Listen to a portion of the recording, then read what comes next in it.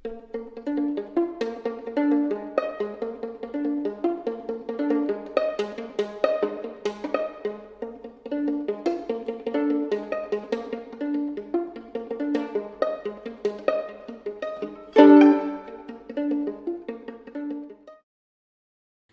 true crime friends. Welcome back to another episode of True Crime in Academia. As always, I am your host, Mary DePippi. I hope you are all having a wonderful week so far. If not, I hope it gets better for you.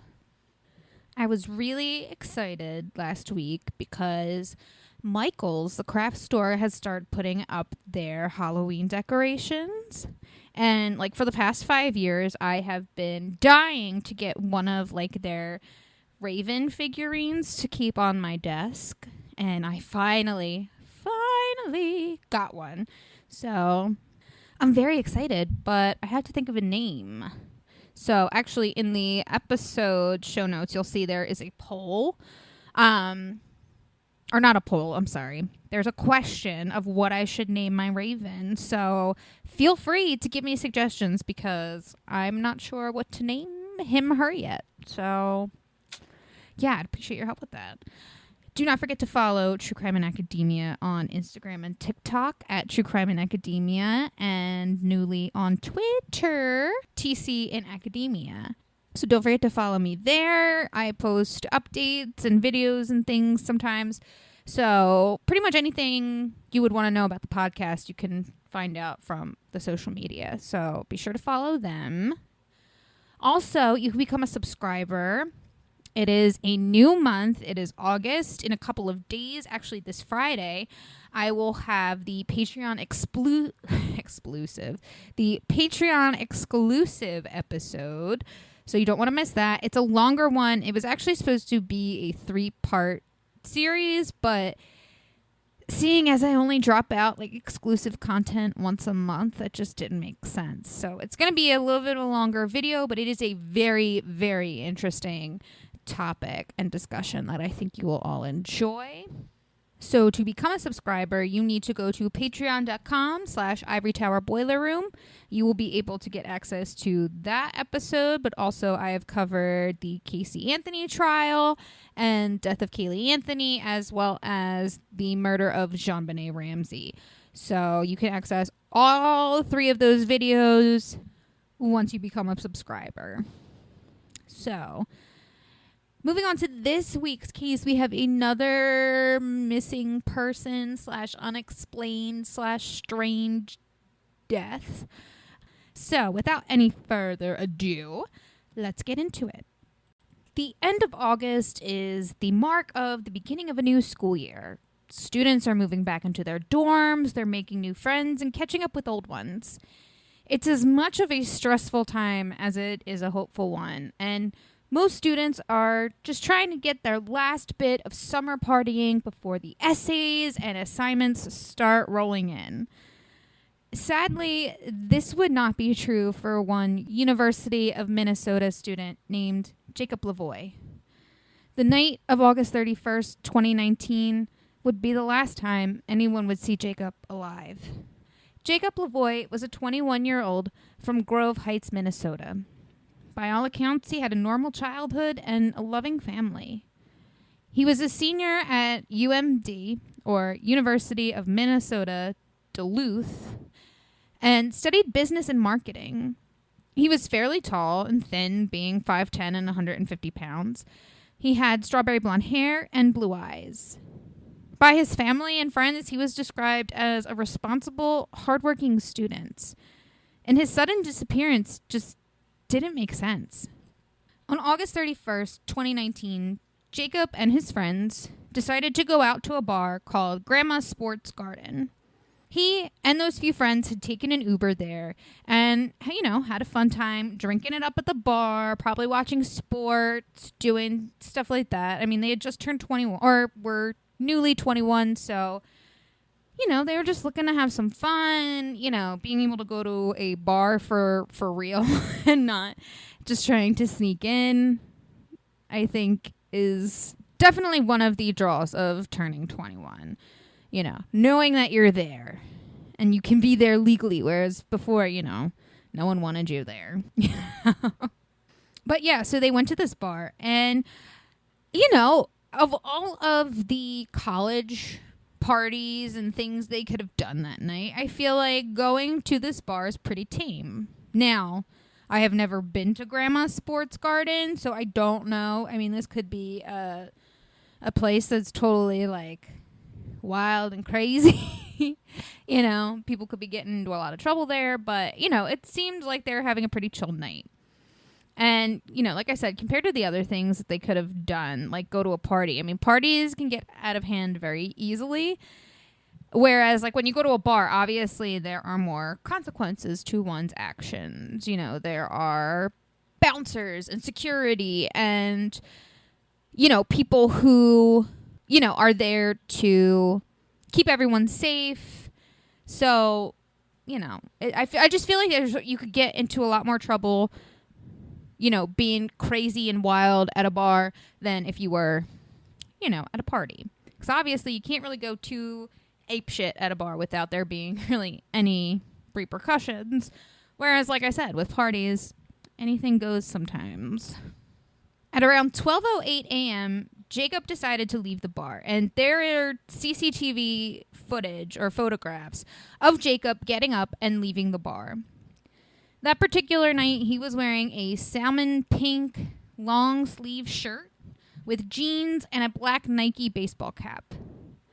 The next day, a few of his friends that he had gone out with found it really odd that they hadn't heard from him or had seen him since that night. And they had called him multiple times, but there was no answer. So they decided to go to his apartment.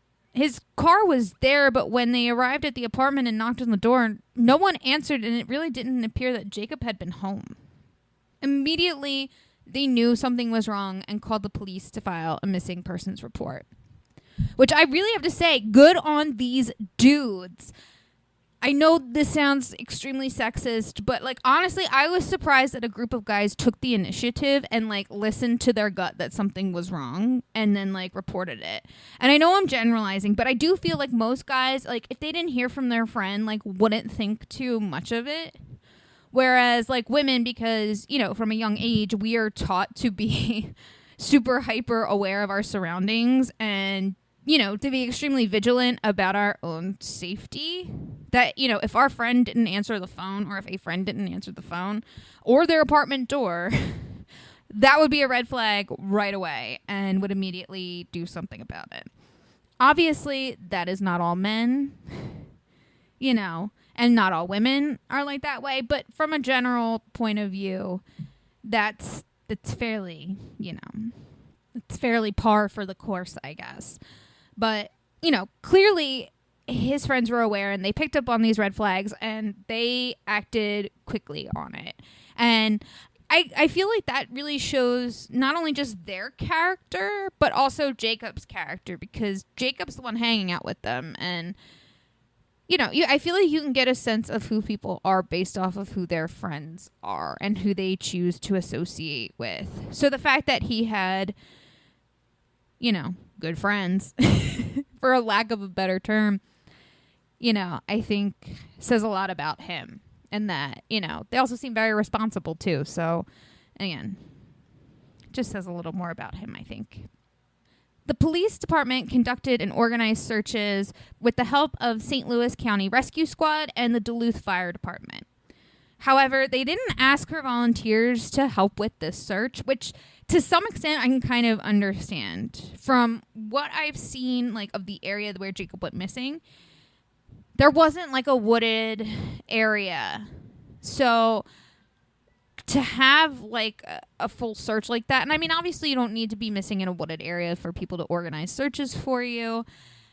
It's just, I feel like they had better resources and better means to search for him, other than, enlisting a bunch of volunteers, to go look for him.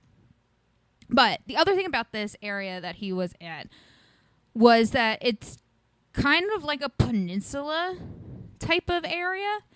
So basically, which means is that it's on three sides is surrounded by water. So because of that, like, and from where he was fairly close to it. So I think that because the possibility of him having been missing via water was possible, or more likely, obviously they would have better resources to conduct searches via the water and, and just have access to professionals that would be able to handle that. So I also think that's part of why they didn't ask for civilian volunteers specifically in this case. Police also asked residents and business owners in the area to check the locations around their own properties, their stores, and to pay attention specifically to like abandoned buildings or vehicles, stairwells, outbuildings, dumpsters, boats, pretty much anywhere someone could hide. And they also asked everyone to review their own security systems from about midnight until 6 a.m. of August 31st for anyone matching Jacob's description. Ryan Reynolds here from Mint Mobile. With the price of just about everything going up during inflation, we thought we'd bring our prices down.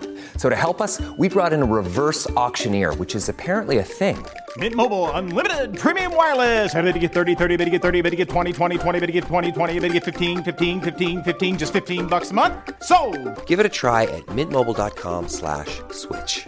$45 up front for 3 months plus taxes and fees. Promo rate for new customers for limited time. Unlimited more than 40 gigabytes per month. Slows full terms at mintmobile.com. Hey, true crime friends. You've heard me talk about my amazing friend Mandy before. She makes the best crochet, pre-cut, and custom home decor for reasonable prices. If you're looking for a one-of-a-kind gift or some new decor to add some new life into your home, look no further. Mandy has got you. I have quite a few items from her, ranging from a crocheted headband to Halloween decor items to my amazing and adorable Coraline ornament.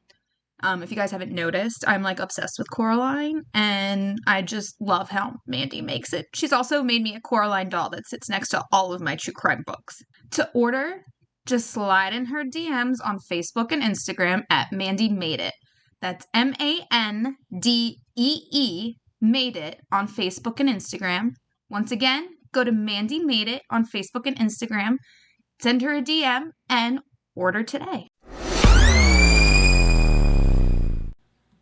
As the days went on, family and friends became more and more concerned about Jacob, and rightfully so. They obviously knew that something was really wrong, because it wasn't like him to just run off without letting anyone know where he was going. He was described as being a responsible guy and someone who wouldn't just go out and get wasted on a Saturday night and be reckless. That, he was someone who took better care of himself than that. Which, while I understand where the family and friends are coming from, I wouldn't be surprised if he slipped up. And maybe because it's just the language that they're using that I'm a little bit feeling that they're maybe a little bit naive in saying that. But, let's face it. If you've ever been in college, if you ever went to college, if you are in college, the drinking culture there is, the drinking and the drug culture actually is pretty great. So, to just say that someone would just be like this consistently and like never have like a wasted night or like doing something a little bit reckless, it doesn't seem true. Now, I'm not saying that, his family members are wrong.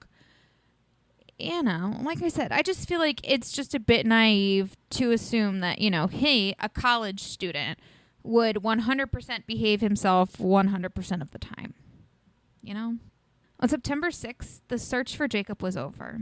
At approximately 3 p.m., the Duluth Police Department and the St. Louis County Rescue Squad recovered the body of a deceased male from the Minnesota Slip in Canal Park. Now, for those of you who, like me, don't know about harbors and docks and all that stuff, a slip is actually like a parking spot for a boat. So he was recovered from a spot that a boat should have been at. But he was recovered from the water, in case I didn't make that clear. The identity shortly after was confirmed to be that of Jacob Lavoie. His body was then transferred to the Midwest Medical Examiner's Office. So the medical examiner's office said that the preliminary cause of death for Jacob Lavoie was drowning. And they did run a toxicology report, and they found that he had alcohol, marijuana, and Ritalin in his system. And a spokesperson for the medical examiner's office stated that these substances caused significant conditions contributing to Jacob's drowning. Again, if you've ever been to college or in college, you know alcohol, Ritalin, and weed are like the trifecta. And, you know, I'm not ashamed to admit that I used all three of those substances when I was in college. I'm not saying it was right, you know, to be drinking underage or smoking weed when it was illegal. Or, you know, taking someone else's prescribed ADD, ADHD medication to help me write a paper. But I just want to impress upon the fact that this is not, like, or that these are not abnormal substances in a college student's life. You know, however, I do want to mention that, like, I don't know for a fact if Ritalin was a prescribed medication for Jacob, but just because I couldn't find anything that would suggest that he not only took it recreationally or, you know, if he actually needed it for medical reasons.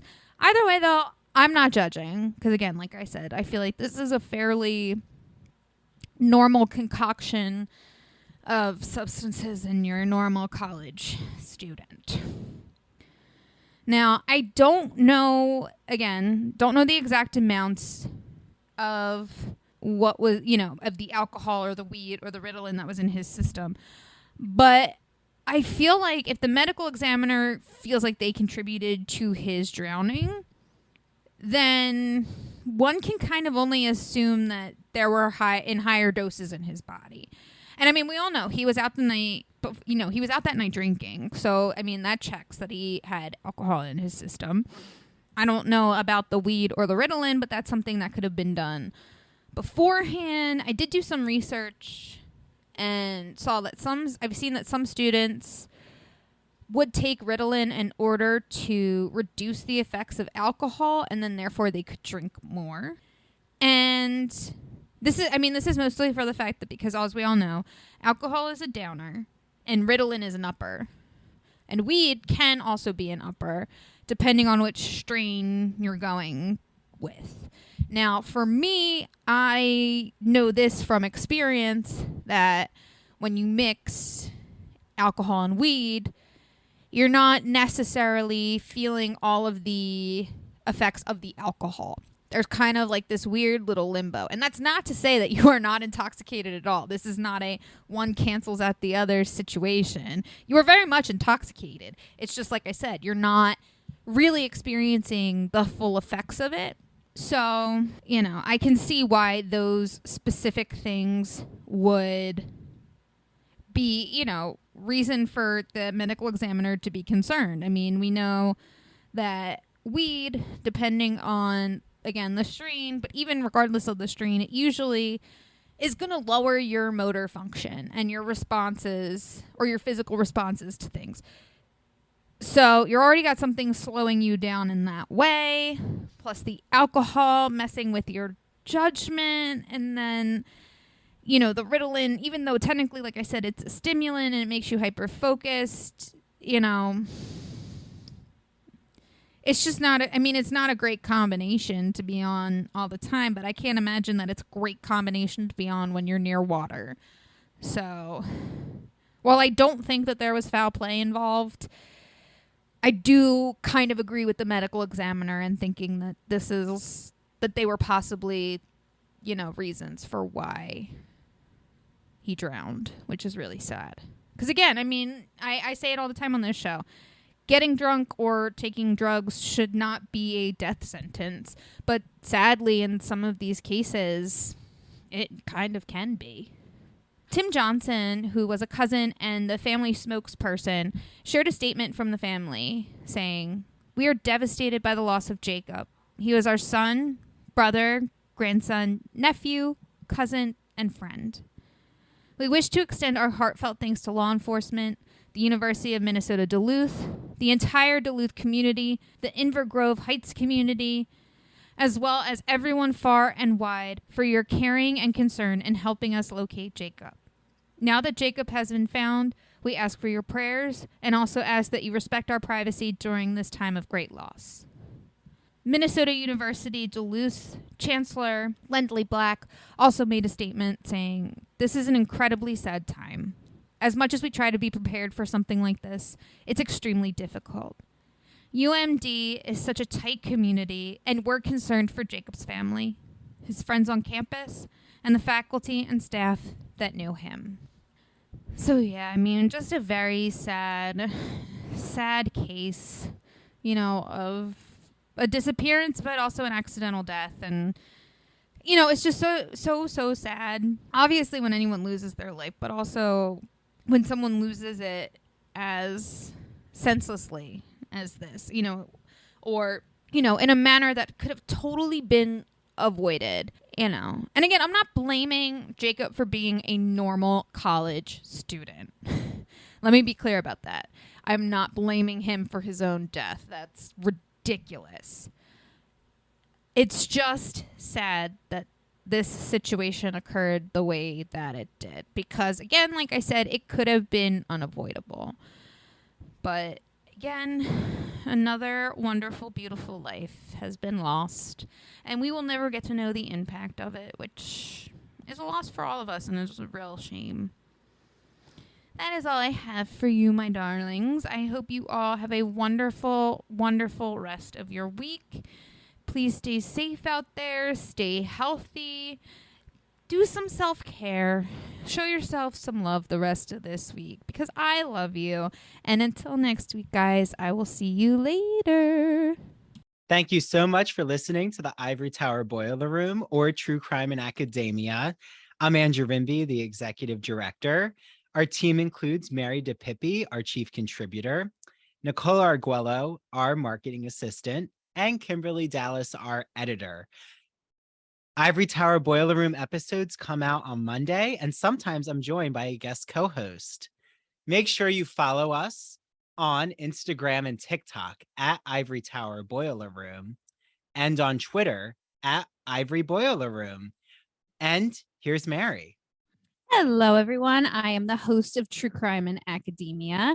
Do not forget to follow True Crime in Academia on Instagram and TikTok at True Crime in Academia. And coming soon, there will be a Twitter also at True Crime in Academia. Now, if you're like me, you like to have bonus episodes. I love extra content, don't you? So go to patreon.com/Ivory Tower Boiler Room. Not only do you have access to our video interviews, but you will also be able to access never before seen bonus episodes. So like I said, we don't release them anywhere else. You can only get those on Patreon. So go to patreon.com/Ivory Tower Boiler Room and become a subscriber today. And don't forget to listen to Ivory Tower Boiler Room on Mondays and True Crime in Academia on Tuesdays.